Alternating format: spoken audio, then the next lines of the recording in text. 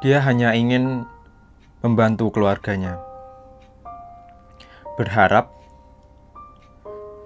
bisa mengirim uang untuk bangun rumah, untuk membantu perekonomian keluarga, ingin membiayai adik untuk sekolah.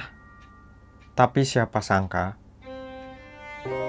kepulangannya justru menggunakan peti jenazah.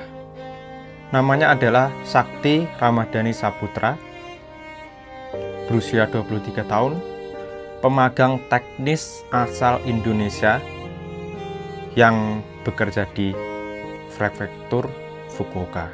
Kita dapat berita duka lagi dari Jepang, terkhususnya dari peserta magang yang dari Indonesia.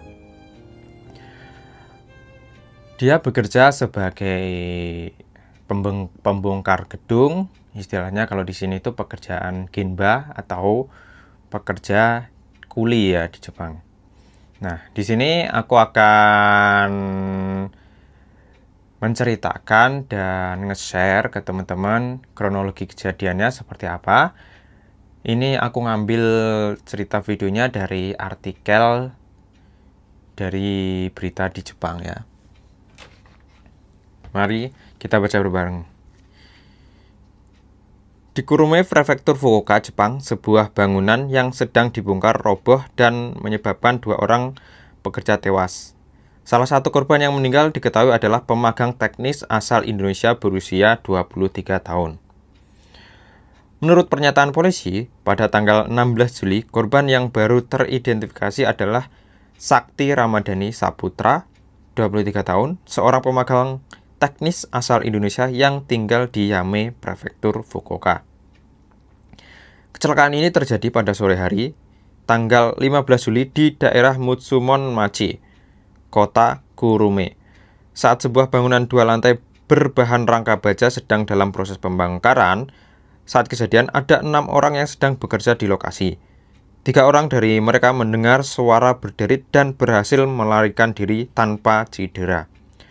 Namun, 3 pekerja lainnya dan 1 pejalan kaki tertimpa reruntuhan dan dilarikan ke rumah sakit.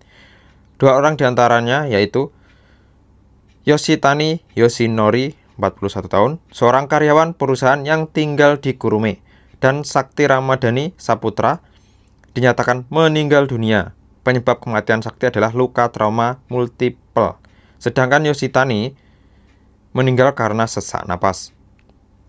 Selain itu, seorang pekerja pria berusia 30 tahun mengalami patah tulang di wajah, dan seorang pria berusia 50 tahun yang merupakan staf lembaga publik mengalami luka lecet di kepala. Keduanya masih dirawat di rumah sakit, tetapi tidak dalam kondisi yang mengancam nyawa. Pada pukul 10 pagi tanggal 16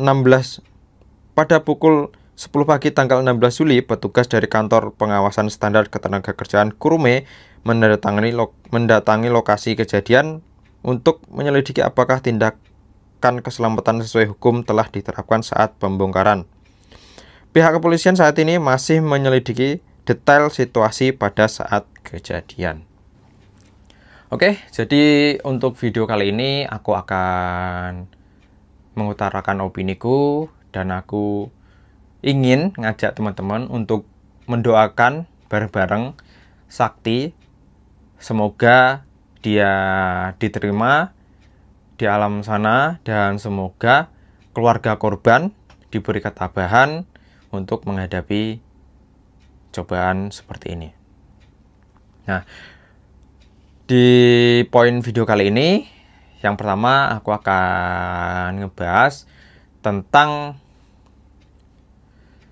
pekerjaan korban. Terus aku juga akan ngebahas tentang resiko bekerja di Jepang, di Genba atau di bidang konstruksi. Ini adalah berita sekian kalinya ya terjadi meninggal dunia di kecelakaan kerja di Jepang ya, terutama di bidang konstruksi. Ini udah kesekian kalinya, karena memang bisa dibilang kalau kerja konstruksi di Jepang itu risikonya sangat tinggi dan fatal ya.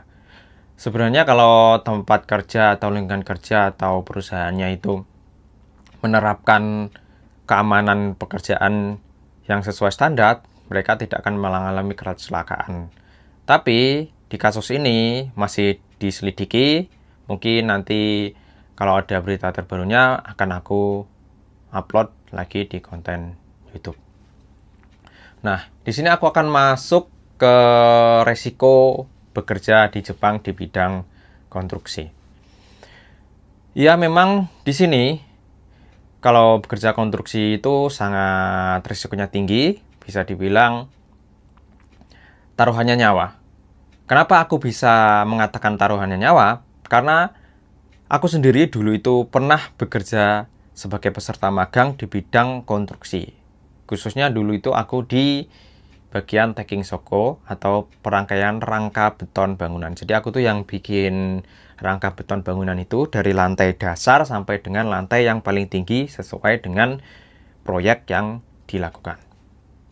Nah, di situ aku saat membuat lantai dasar itu memang tidak terlalu berisiko, tapi nanti apabila sudah masuk ke lantai yang atas atau lantai paling tinggi itu resikonya sangat tinggi sekali, karena kita di atap terus membuat membuat rangka beton ya. Itu contohnya aku. Nah, di kasus ini malah lebih parah lagi. Kenapa? Karena pekerjaannya adalah membongkar gedung. Nah, jadi apabila memang perusahaannya tidak menerapkan sistem keamanan yang ketat, ya bisa terjadi seperti ini. Ya entah dia melanggar sesuatu atau enggak, itu nanti masih akan diselidiki, tapi memang risiko untuk bekerja di konstruksi itu sangat berat. Memang kesialan atau tragedi itu bisa menimpa siapapun, tidak bisa diprediksi. Jadi semisal kalau teman-teman ingin bekerja di luar negeri, khususnya di Jepang, itu kalian coba hindari bekerja di bidang konstruksi. Karena dari kasus-kasus kemarin itu banyak yang meninggal itu memang di bidang konstruksi.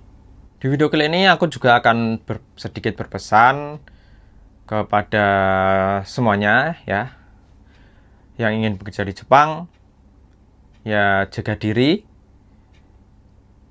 taati aturan saat bekerja, utamakan keselamatan kerja. Terus apabila kalian bekerja, ya bekerja dengan baik, jangan terlalu meresikokan diri ya. Oke, untuk video kali ini aku akhiri sampai di sini. Thank you teman-teman yang udah nonton.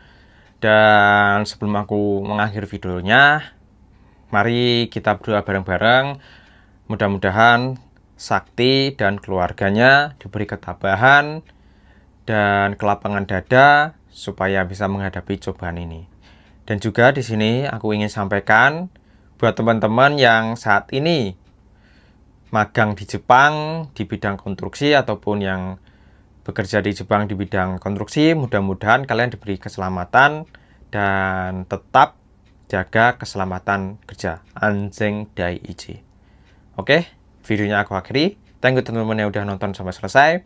Jangan lupa berkomentar kalau ada yang ingin kalian sampaikan. Terus jangan lupa like video ini dan share video ini ke semua sosmed kalian.